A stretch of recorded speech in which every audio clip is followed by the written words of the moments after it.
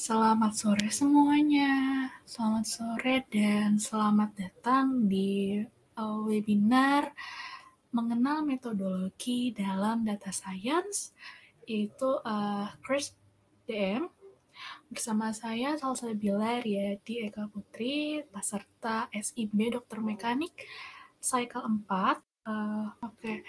Sebelum kita masuk ke topik materi kita, saya mau perkenalan diri dulu, singkat aja.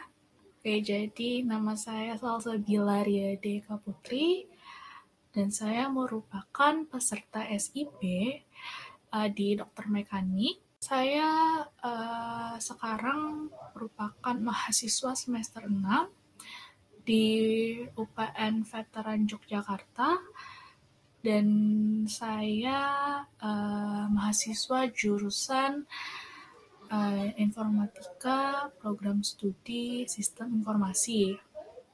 Untuk Instagram saya itu ada salsapl.r dan WhatsApp saya di 0812-1717-8304. Feel free untuk menghubungi saya kalau misal ada yang ingin ditanyakan. Jadi bisa kontak aja ke Instagram atau ke WhatsApp saya ya. Sebelum kita masuk ke topik utama kita, mungkin teman-teman di sini masih ada yang agak clueless gitu soal data science. Nah, sebenarnya data science itu apa sih? Nah, mungkin teman-teman juga sering dengar soal data scientist,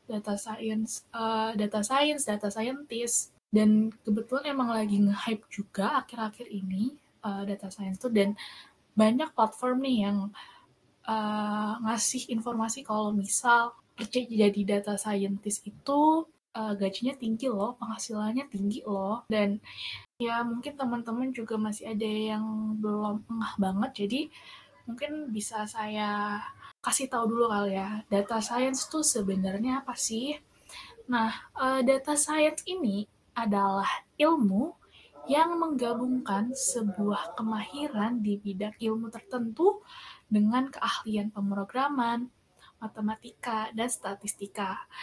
Nah, tujuan dari adanya data science ini untuk mengekstrak sebuah pengetahuan ataupun informasi dari data yang selanjutnya akan digunakan dalam kebutuhan bisnis. Jadi singkatnya, data science itu melibatkan IT, matematika, dan statistika.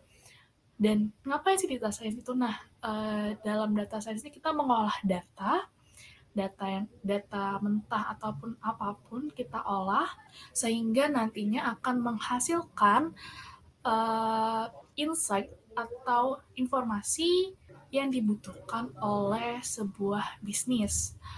Ya, jadinya ibaratnya kita tuh ngolah data mentah menggunakan ilmu pemrograman, menggunakan statistika, dan menggunakan matematika untuk menghasilkan sebuah informasi yang bermanfaat bagi bisnis. Nah, seperti itu. Nah, karena teman-teman juga mungkin udah jadi ngeh sedikit gitu ya soal data science yang setelah saya jelaskan tadi, kita akan lanjut ke metode selanjutnya, yaitu metodologi yang paling sering digunakan dalam data science. Nah, salah satu metodologi yang paling sering digunakan dalam data science itu adalah CRISP-DM. Nah, kenapa sih CRISP-DM ini sering digunakan, paling sering digunakan dalam dunia data science? Jadi, pertama, yaitu CRISP-DM ini memiliki struktur yang sistematis, di mana dengan adanya struktur yang sistematis ini dapat membantu data scientist dalam merencanakan dan mengatur pekerjaan mereka, serta memastikan bahwa proses analisis data berjalan dengan baik dan efisien. Jadi pekerjaan data scientist-nya akan lebih terstruktur dan sistematis ya, berdasarkan nantinya kebutuhan bisnis yang dibutuhkan gitu. Nah selanjutnya karena CRISP-DM ini fleksibel, jadi data science ini dapat menyesuaikan tahapan dan aktivitas dari framework ini sesuai dengan karakteristik proyek, alat, atau teknologi yang digunakan untuk memenuhi kebutuhan bisnis yang spesifik. Jadi nanti akan saya jelasin kenapa sih dia bisa fleksibel kayak gitu ya. Dan selanjutnya ada fokus pada bisnis. Jadi framework ini tuh mendorong data scientist untuk memahami tujuan bisnis, kebutuhan stakeholder, dan konteks bisnis sebelum melakukan analisis data. Nah, jadi hal tersebut akan membantu data scientist untuk memastikan bahwa hasil analisis data nih dapat langsung digunakan untuk memenuhi kebutuhan bisnis.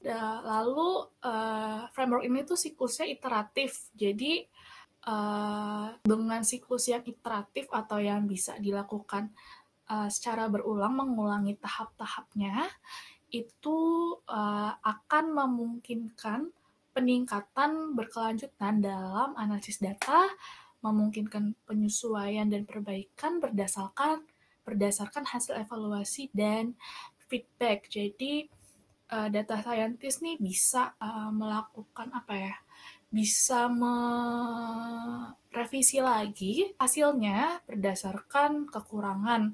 Nah, dan nantinya outputnya tuh akan lebih sesuai dengan kebutuhan bisnis gitu. Dan yang terakhir, jadi framework ini tuh merupakan standar industri yang mana framework ini tuh diterima secara luas dalam bidang ilmu data. Jadi penggunaan framework ini akan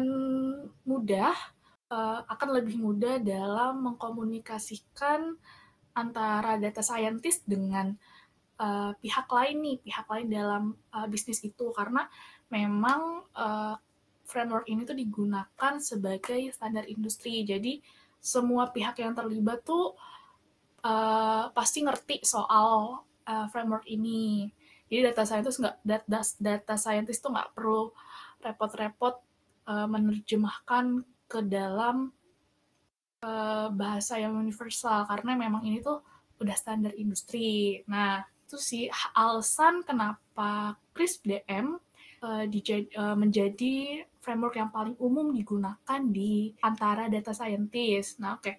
Selanjutnya mungkin tentang sejarah singkat CRISP-DM ya. Nah, sebelum itu CRISP-DM itu apa sih, Kak? Oke, jadi CRISP-DM itu adalah Cross Industry Standard Process for Data Mining, di mana framework ini tuh ditemukan oleh John Rollins.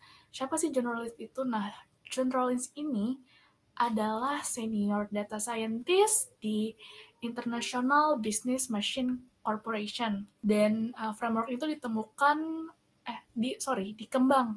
mulai dikembangkan lagi oleh komite internasional yang beranggotakan para data scientist tuh pada tahun 96. Jadi setelah ditemukan oleh John Rollins, nah itu dikembangkanlah oleh komite internasional pada tahun 96. Dan seperti yang aku bilang, framework itu paling umum digunakan dalam proyek data science.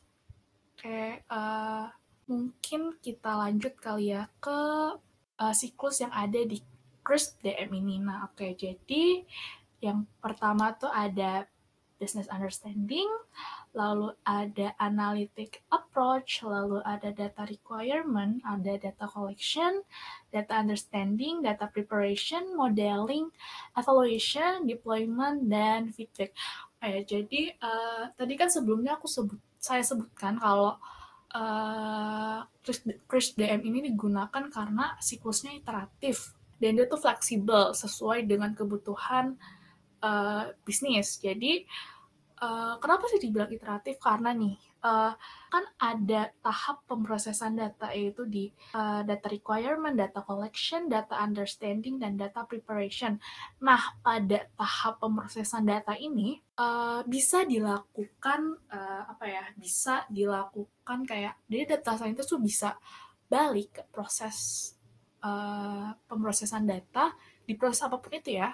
Jika dirasa output data yang dihasilkan tuh tidak sesuai dengan kebutuhan bisnis, dengan kebutuhan si data scientist itu. Nah, jadi bukan hal yang bukan hal yang aneh kalau misal data scientist tuh ngulang prosesnya dari awal lagi, dari pemrosesan data di tahap yang paling awal nih, lalu bisa diulang berkali-kali karena memang itu hal yang wajar, karena data tuh nggak bisa langsung diproses sekali proses langsung jadi nggak bisa. Jadi bisa dibilang itu hal yang sangat wajar bagi para data scientist untuk melakukan pengulangan proses hingga mendapatkan hasil data yang sesuai dengan kebutuhannya. Nah, terjadi pula tuh di tahap modeling dan evaluation. Jadi kalau misalnya hasil dari pemrosesan data nih dilakukan pemodelan, nah itu dan dirasa model yang dihasilkan nih yang dihasilkan kurang oke, kurang cocok untuk kebutuhan bisnis. Oh, jadi nanti bisa lagi diulang lagi dari tahap pemrosesan data hingga nantinya data yang dihasilkan tuh bisa menghasilkan model yang lebih cocok. Nah, begitu juga di tahap evaluasi dari model. Jadi kalau misalnya setelah dilakukan evaluasi, ternyata modelnya kurang ini, kurang itu, bisa lagi si data scientist ini kembali ke tahap modeling, tahap pemodelan dari berdasarkan data. Nah, itu. Dan hingga nantinya di tahap feedbacknya juga bisa karena feedback ini berisi masukan ya, of course, tentu aja berisi masukan atau berisi kekurangan lah dari pemodelan yang ada yang telah diimplementasikan gitu. Nah, itu nanti bisa balik lagi ke tahap pemodelan, di mana nanti juga bisa balik lagi hingga ke tahap pemrosesan data gitu. Nah, tadi itu adalah kita ngebahas siklus ya. Nah, selanjutnya nih kita ngebahas soal prosesnya satu-satu nih, nggak cuman secara umum aja, nggak. Kita bahas satu-satu. Yang pertama dari tahap business understanding. Jadi seorang data scientist itu harus bisa mendefinisikan masalah, tujuan, dan kebutuhan solusi dari perspektif bisnis. Nah, jadi data scientist itu nggak melulu cuma berkutat di laptop atau berkutat dengan angka, dengan statistik, dengan bahasa pemrograman. Enggak. Jadi data scientist juga harus paham soal bisnisnya tuh gimana berdasarkan proyek yang mereka kerjakan. Walaupun emang dia data scientist nggak harus sepenuhnya menguasai soal bisnis, tapi seenggaknya dia tuh ngerti apa yang dibutuhkan oleh sebuah bisnis, masalahnya apa, dan tujuannya apa, dan nantinya biar si data scientist ini bisa ngasih solusi berdasarkan kebutuhan dan karakteristik bisnisnya gitu. Terus ada analytical approach, jadi seorang data scientist ini harus bisa menentukan pendekatan analitik untuk menyelesaikan masalah dengan dilakukan pendefinisian masalah dan memilih model data science apa yang diperlukan untuk masalah tersebut. Nah, jadi masalah yang sebelumnya udah didefinisiin di tahap business understanding, itu di tahap analytical approach ini dibikinkanlah model yang sesuai dengan model untuk solusi dari masalah yang sebelumnya telah didefinisikan. Untuk model dalam data science sendiri itu ada banyak ya. Kayak contohnya ada regresi, klasifikasi, clustering, forecasting, prediction, dan sebagainya. Nah, itu berdasarkan proses sebelumnya, nah data scientist ini milih model apa sih yang kira-kira paling cocok untuk jadi solusi dari masalah tersebut. Nah, berdasarkan masalah, tujuan, dan kebutuhan yang telah didefinisikan sebelumnya.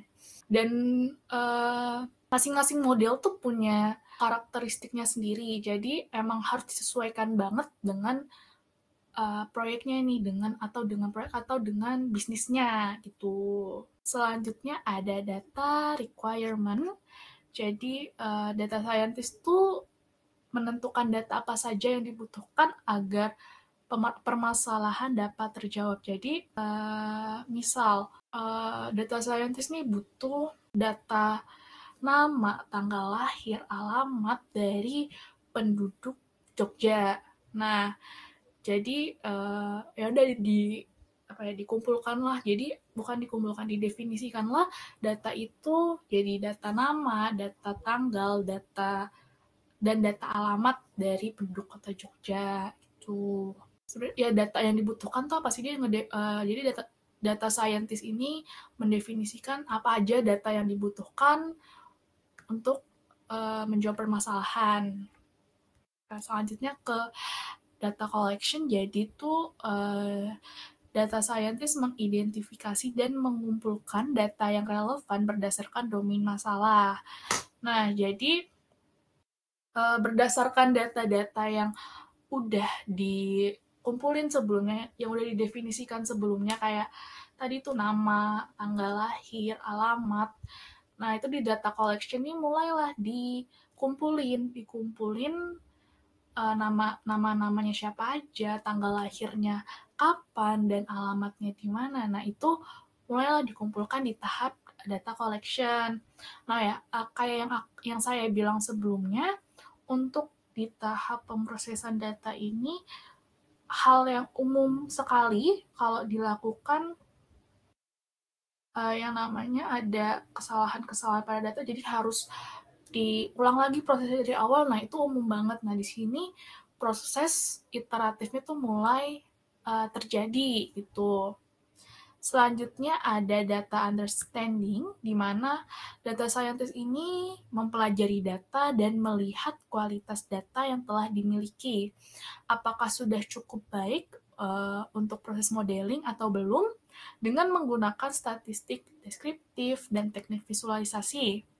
Pada proses ini dilakukan juga pengecekan apakah ada missing value, data yang imbalance, outlier, salah format, dan sebagainya. Jadi pada tahap data understanding ini sendiri mirip. Jadi singkatnya, berdasarkan data yang ada, si data scientist-nya harus bisa menyajikan data-data tersebut kepada pihak lain. Nah, kan nggak mungkin nih si data scientist itu menyajikan datanya cuman kayak cuman table gitu doang, kan nggak mungkin. Nah, biasanya di data understanding ini dilakukanlah visualisasi data yang nantinya tuh bisa berupa chart gitu, grafik-grafik, tergantung dengan karakteristik datanya, karakteristik dan kebutuhan data, Nah, gitu di data understanding.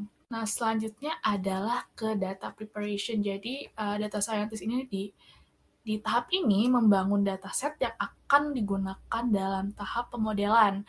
Nah, jadi kan datanya udah didapat nih sama si data scientist, setelah dikumpulkan, dipahami, disajikan di dalam chart atau grafik. Nah, selanjutnya dilakukan preparasi data. Jadi di sini tuh ada 4 tahap, yaitu ada data cleaning, yang mana data cleaning itu membersihkan data dari nilai yang tidak valid dan terduplikasi. Berhubung data ini memang sifatnya tuh bisa terduplikasi ya. Dan kalau misalnya ada duplikasi data, nah itu bakalan bikin outputnya tuh nggak sesuai dengan kebutuhan karena ada duplikasi data, jadinya nilainya tuh kurang valid, nggak valid gitu. Selanjutnya ada data integration, di mana tahap ini tuh menggabungkan data dari berbagai sumber menjadi satu. Kan seorang data scientist tuh nggak mungkin kan langsung dapat data yang dia mau dari satu sumber doang, kan nggak mungkin. Jadi data scientist nih menghubungkan berbagai data untuk dijadikan dataset yang sesuai dengan kebutuhannya. Lalu ada data transformation, di mana tahap ini tuh mengubah data ke format yang tepat sesuai dengan ketentuan dan kebutuhan. Jadi misal, jadi kan untuk pemrosesan data itu nggak bisa pakai apa ya, nggak bisa pakai format yang nggak sesuai. Kayak misal nih, harusnya tuh tanggal tuh formatnya numerik, tapi misal dari sumber data yang didapat tuh formatnya misal ya 9 April 2023, sedangkan harusnya kan numerik tuh, harusnya tuh jadi 09/04/2023. Nah itu harus dilakukan transformasi data biar formatnya sesuai sama kebutuhan dari data scientist itu sendiri. Dan yang terakhir tuh ada data reduction, di mana ini tuh mengurangi jumlah data yang diproses untuk meningkatkan efisiensi dan menghindari overfitting. Tuh. Jadi dia tuh biar mengurangi data, biar nggak over capacity. Wow. Selanjutnya ada tahap modeling.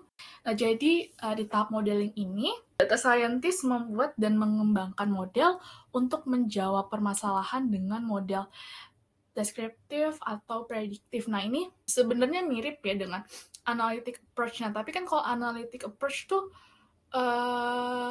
baru berdasarkan business understanding ya, baru berdasarkan hasil dari tahap business understanding. Tapi pas di tahap modeling ini, karena data scientist nih udah dapet hasil outputnya nih berupa data-data yang dihasilkan dari pemrosesan, nah itu akan lebih relevan modeling ini dilakukan karena berdasarkan data-data yang sesuai kebutuhan ya. Nah, terus ini pun masih bisa dilakukan pengulangan proses kalau misalnya emang ternyata hasilnya kurang sesuai sama kebutuhan. Jadi bisa sih balik lagi nanti ke tahap pemrosesan data. Kalau misalnya emang dirasa model yang dihasilkan ternyata masih kurang, jadi balik lagi ke pemrosesan data gitu. Nah, selanjutnya ada evaluasi. Nah, di evaluasi ini data scientist tuh mengevaluasi kualitas model dan mengujinya. Apakah model tersebut dapat mengatasi permasalahan bisnis dengan tepat atau enggak? Nah, di tahap evaluasi ada 2 fase, yaitu diagnostic measure, yaitu memastikan model bekerja dengan baik sesuai harapan, dan statistical significance testing, yaitu memastikan data yang digunakan telah ditangani dan diinterpretasikan dengan benar dalam model. Jadi di tahap evaluasi ini yaitu mengevaluasi model yang telah dihasilkan. Kalau misalnya emang masih belum oke, balik lagi mungkin ke tahap sebelumnya, ke tahap modeling lagi, mungkin diganti modelnya, atau kalau misalnya ternyata masih belum oke juga, bisa balik lagi ke pemrosesan data nanti terus sehingga dihasilkan model yang menurutnya udah sesuai itu. Selanjutnya ada tahap deployment. Jadi tahap deployment ini yaitu menerapkan model yang telah disetujui pada lingkungan bisnis. Jadi ya implementasi dari model yang telah fix gitu, yang udah fix langsunglah diimplementasikan. Selanjutnya ada tahap feedback. Jadi tahap feedback ini melakukan feedback, melakukan umpan balik gitu terhadap kinerja model. Jadi akan memungkinkan perbaikan pada model serta meningkatkan akurasi dan kegunaannya. Jadi kalau misal model yang telah diimplementasikan tuh masih ada kurangnya, masih kurang sesuai, masih kurang cocok dengan bisnis, maka tuh dapat dilakukan revisi lagi terhadap modelnya. Jadi, ketika modelnya itu direvisi di tahap modeling, itu ada dua kemungkinan, pure modelnya aja yang direvisi, atau memang dari awal lagi, dari tahap pemrosesan data, untuk nantinya akan menghasilkan model yang lebih akurat gitu. Nah, kurang lebihnya gitu aja sih. Mungkin ada yang ingin ditanyakan atau masih ada yang kurang jelas terkait topik ini? Kayaknya nggak ada deh. Mungkin nggak ada. Oke, jadi karena nggak ada yang ingin ditanyakan atau nggak ada diskusi, nggak ada yang ingin didiskusikan, kita akhiri aja webinar kita pada sore hari ini. Kurang dan lebihnya mohon dimaafkan. Terima kasih telah mengikuti webinar ini. Semoga apa yang saya sampaikan bisa menjadi insight yang berguna untuk para hadirin sekalian. Oke, sekian dari saya, Salsabila Riyadi Eka Putri. Kurang dan lebihnya mohon dimaafkan. Wassalamualaikum warahmatullahi wabarakatuh. Selamat sore semua. Happy weekend.